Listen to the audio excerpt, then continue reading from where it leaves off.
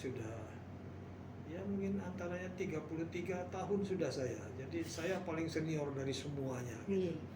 Dan saya juga di antara alumni, salah satu alumni saya alumni dari Jogja. Kemudian saya ambil lagi di sini, ambil lagi ekonomi manajemen gitu.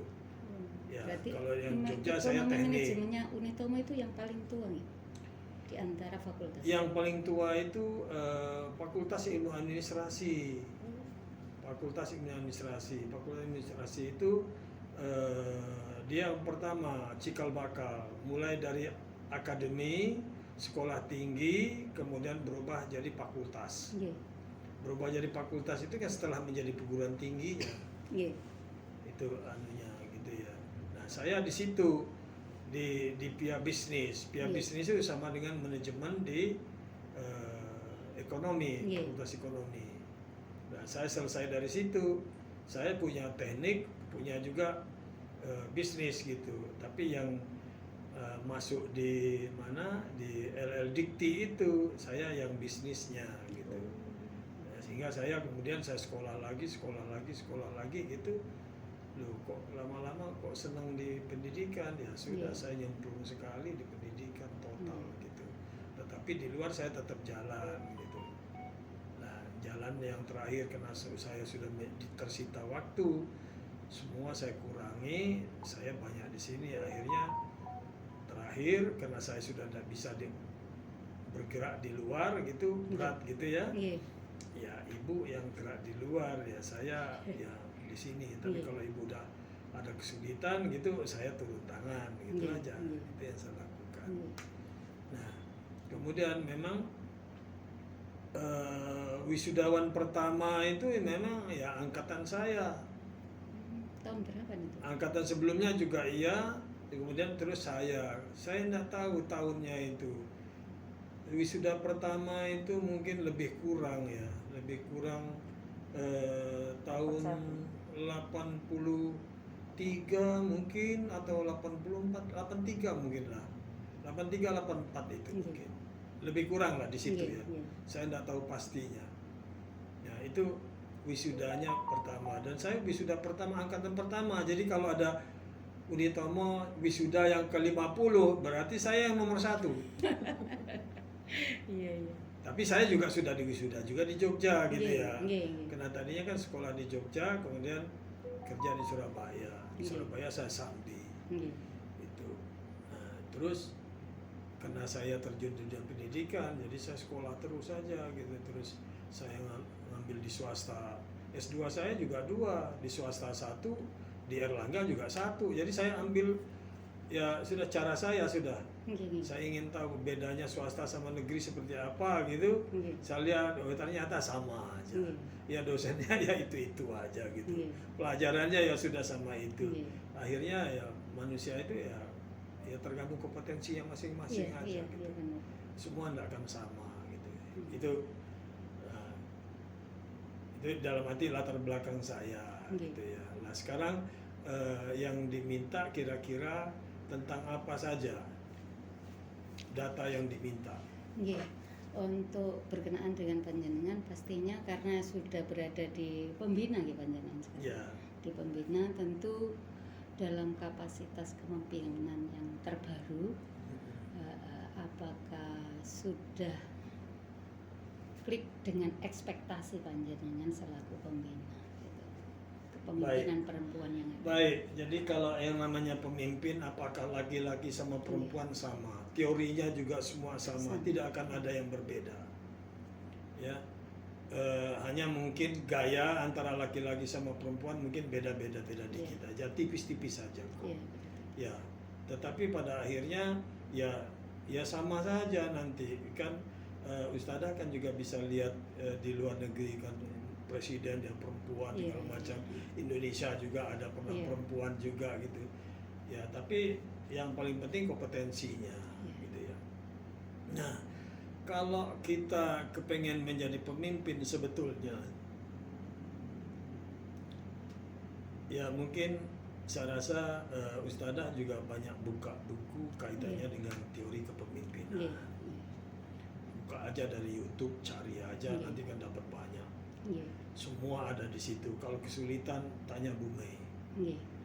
Tanya anak saya ada. Nggih. Anak saya 2 itu dia tidak pernah nyari ke perpustakaan, dia belusukan kemana-mana.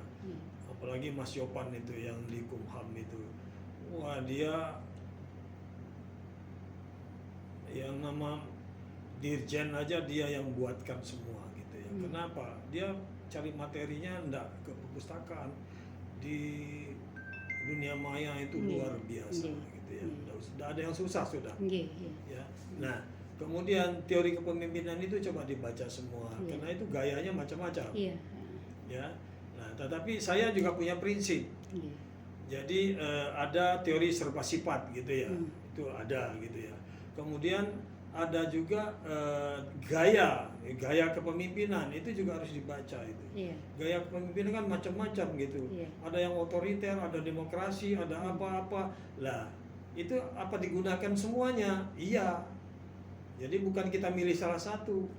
Kapan kita harus otoriter, kapan kita harus demokrasi, kapan kita paternalistik, kapan kita itu ada semua di situ. Dan kita tidak bisa milih salah satu. Gaya mana yang kita gunakan tergantung lingkungannya. Tergantung yang didapati situasinya. Lingkungannya makin berkembang, dia makin kompleks, tuntutannya akan makin demokrasi. Itu. Tapi apa kita demokrasi terus apa baik? Ya belum tentu. Itu. Ini yang anunya. Nah, kemudian teori serba sifat minimal itu yang harus dimiliki itu. Yang pertama itu harus kejujuran. Kejujuran itu harus wajib hukumnya. Kemudian yang kedua disiplin. Terus yang ketiga suka menolong orang. Ya, suka menolong orang ini kan maksudnya itu apa? Ya juga supel gitu ya. Ya merakyat bahasa. Iya, sudah. Jadi minimal itu 3. Kalau orang tidak jujur ya mau jadi pemimpin ya sebentar gugur. Kemudian yang kedua tidak disiplin ya, siapa yang suka orang tidak disiplin?